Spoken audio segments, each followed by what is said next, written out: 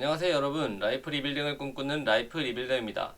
오늘은 사장님께 허락받지 않고 공개하는 핵꿀팁, 애드포스트를 2배로 증가시키는 3가지 방법에 대해서 알아보도록 하겠습니다.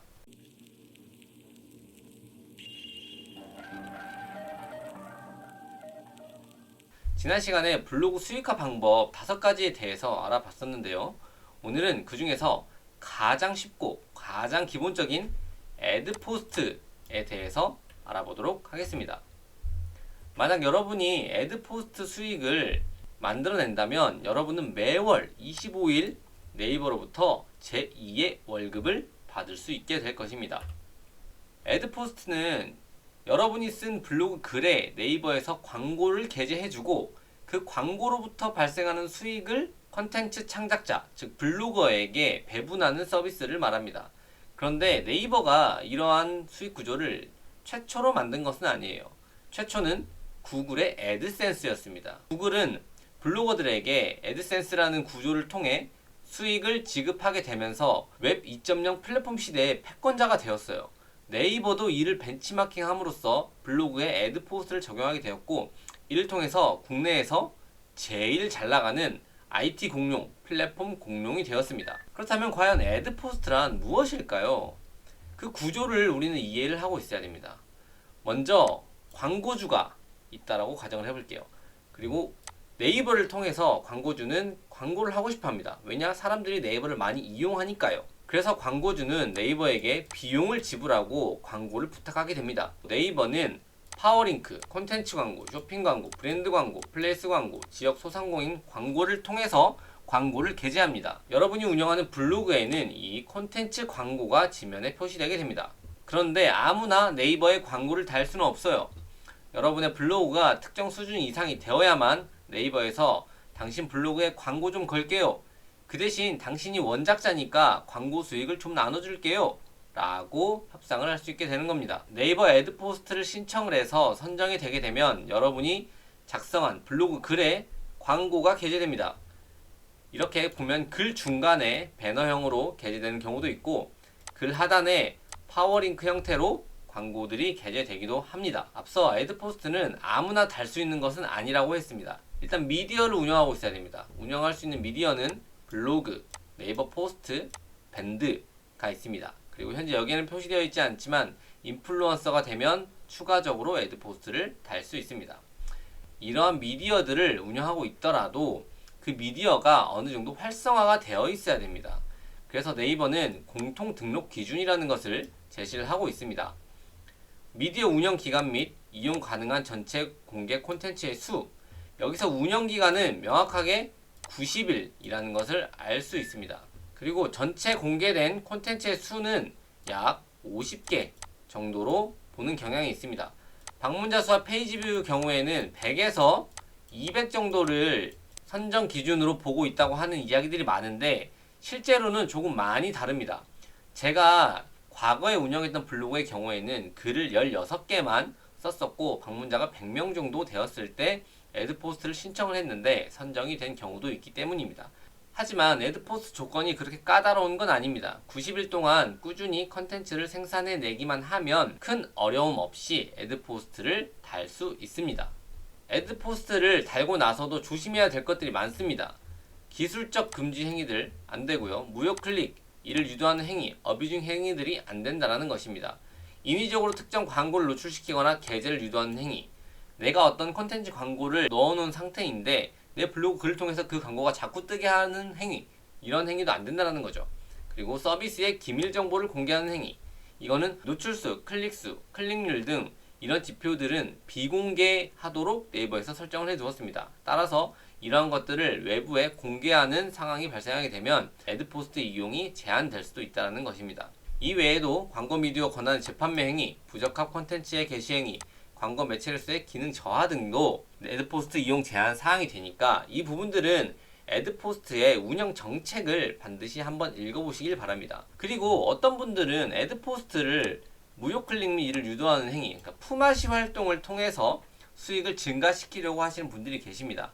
하지만 네이버의 특허를 읽어보면 이러한 행위들이 얼마나 의미가 없는지 충분히 이해할 수 있습니다.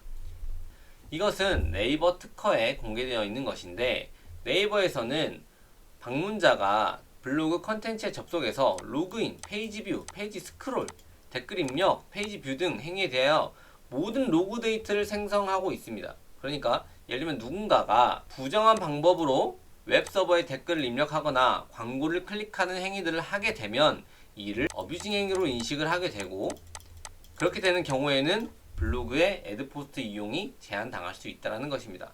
혹시라도 누군가가 나는 클릭 대신 해줬다, 광고 들어가서 눌러줬어 라고 해서 돈을 벌었다고 하시는 분들이 있다면 그분한테 꼭 배우세요.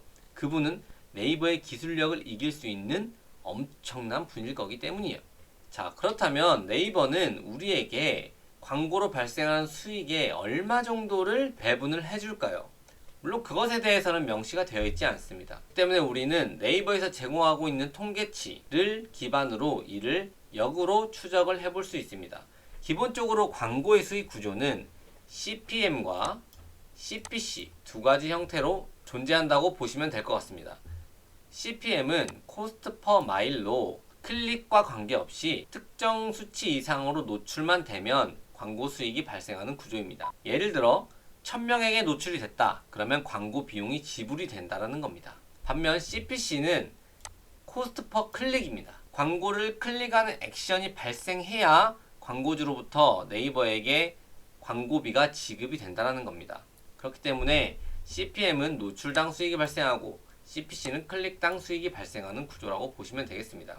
그러니 CPM으로 진행된 광고는 당연히 노출이 많이 될수록 블로거의 수익이 증가하게 되고, CPC 형태로 집행한 광고는 클릭이 많이 발생할수록 블로거 수익이 증가하게 되겠습니다. 자, 그렇다면 우리가 이러한 애드포스트의 기본적인 구조를 알았기 때문에, 그렇다면 향후 어떻게 해야 애드포스트 수익을 증가시킬 수 있는가에 대해서 한번 알아보도록 하겠습니다. 애드포스트 수익을 증가시킬 수 있는 가장 기본적인 원칙은 바로 블로그로의 유입을 증가시켜야 한다는 것입니다. 유입이 증가된다는 게 어떤 의미일까요? 상위 노출이 된다는 것이고, 그리고 그를 통해서 사람들이 내 블로그 컨텐츠를 클릭을 해서 내 블로그로 유입이 된다는 의미입니다. 그렇게 되는 경우에는 당연히 노출수가 증가하기 때문에 CPM 형태로 진행하는 광고 수익이 발생할 확률이 커지게 됩니다. 그리고 노출이 많아진다. 광고에 노출이 많아지게 되면 결국에는 사람들이 클릭할 확률도 높아집니다. 그렇기 때문에 당연히 CPC 형태로 집행하는 광고에서도 수익이 발생할 수 있습니다. 이 두 가지를 모두 충족시킬 수 있는 핵심은 바로 블로그의 유입을 증가시켜야 된다는 겁니다. 아주 간단한 논리입니다. 그런데 유입을 잘 만드는 것은 정말 어렵습니다.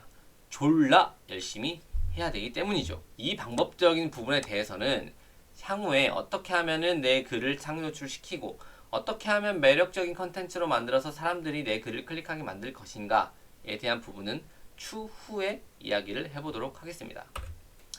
두 번째는 키워드에도 가격이 있다는 것인데요. 자, 우리가 한번 살펴보도록 하겠습니다. 연필을 광고하려고 하는 광고주가 있습니다. 연필의 광고 단가는 280원입니다. 반면 안보험 키워드로 광고를 하고자 하는 광고주가 있다고 가정해 보겠습니다. 안보험 키워드로 광고를 집행하려면은 한 건당 15,700원의 비용이 필요하게 됩니다. 이게 무슨 의미일까요? 네이버에서는 내가 작성한 글과 연관되어 있는 광고가 있는 경우에 그 광고를 노출시켜 줍니다. 즉, 내가 연필과 관련된 키워드를 작성을 했을 때 연필과 관련된 키워드로 들어와 있는 광고가 있으면 그 광고를 노출시켜 준다는 것이죠. 안보험도 마찬가지고요. 그런데 만약 내가 작성하고 있는 이 글의 주제와 관련이 없는 것이면 랜덤하게 광고를 띄워주게 됩니다.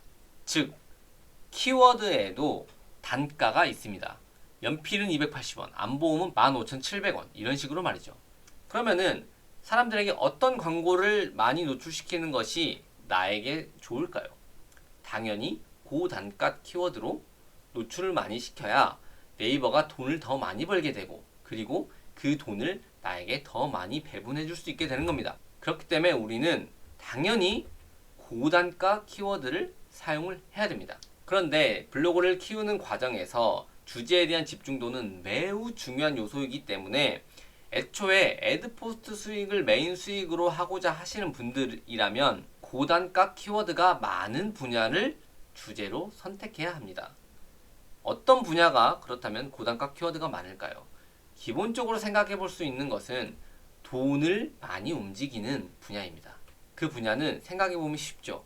의사, 변호사, 금융업계 이런 기관들이 돈을 많이 버는 그러한 집단이죠. 그렇기 때문에 이 분야로 주제를 운영하게 되면은 고단가 키워드가 많이 존재하게 되고 그 키워드에 대한 글을 자주 발행을 함으로써 애드포스트 수익을 좀 더 높일 수 있다 라고 생각을 해볼 수 있겠습니다. 다음은 인플루언서를 활용하는 방법도 있습니다. 인플루언서가 되고 나서 특정 조건을 충족하게 되면 프리미엄 광고라는 것을 달 수 있습니다. 저 같은 경우에는 현재 경제 비즈니스 인플루언서이고 20위권에 위치하고 있기 때문에 프리미엄 광고가 노출 중에 있습니다. 그런데 프리미엄 광고를 아무나 달 수 있는 건 아닙니다. 네이버에서는 이렇게 이야기하고 있습니다. 일반 광고 대비 높은 보상을 제공합니다. 하지만 팬 규모, 주제별 키워드 챌린지 순위, 지속적인 활동 여부 등 서비스 발전에 적극적으로 기여해 주시는 우수 인플루언서 분들께 우선적으로 제공되고 있습니다. 라고 이야기를 합니다. 인플루언서에는 순위가 있습니다. 그렇기 때문에 상위에 랭크되어 있는 인플루언서들만 프리미엄 광고를 받을 수 있다라는 겁니다. 그러면은 인플루언서 순위를 높여야 됩니다. 근데 인플루언서 순위를 높이는 것 정말 쉽지 않습니다. 그 방법적인 부분도 다음에 한 번 더 다뤄보도록 하겠습니다. 자, 이제 결론을 좀 내려보겠습니다. 그렇다면 애드포스트로 월 100만원을 만들려면 어떻게 해야 될까요? 기본적으로 1방문자를 1만에서 2만 명 정도를 만들어야 됩니다. 쉬울까요? 절대 쉽지 않습니다. 누군가는 최적화 블로그를 가지고 있어서 1방문자 1만 명 이상을 만드는 것이 굉장히 쉬울 수 있습니다. 그런데 이제 막 블로그 세계에 새로 진입하시는 분들이라면 애드포스트를 가지고 월 100만원을 만드는 것 정말 어렵습니다. 그렇기 때문에 네이버 블로그를 애드포스트 수익에 국한시키면 절대 안 되고 앞서 이야기 드렸던 네이버 블로그를 통한 수익화 수단 5가지 정도를 혼합해서 운영을 해야만 네이버 블로그를 통한 수익이 더 빠르게 증가할 수 있습니다. 애드포스트만으로 100만원 만들기 어렵습니다. 지금까지 네이버 블로그 애드포스트 수익을 2배로 만드는 3가지 방법에 대해서 알아보았습니다. 이 정보가 도움이 되셨다면 구독과 좋아요, 블로그 이웃 추가 해주시면 더 많은 정보, 더 좋은 정보를 가지고 여러분께 이야기 드릴 수 있도록 하겠습니다. 지금까지 당신의 인생을 리빌딩 해드리고 싶은 라이프 리빌더였습니다. 감사합니다.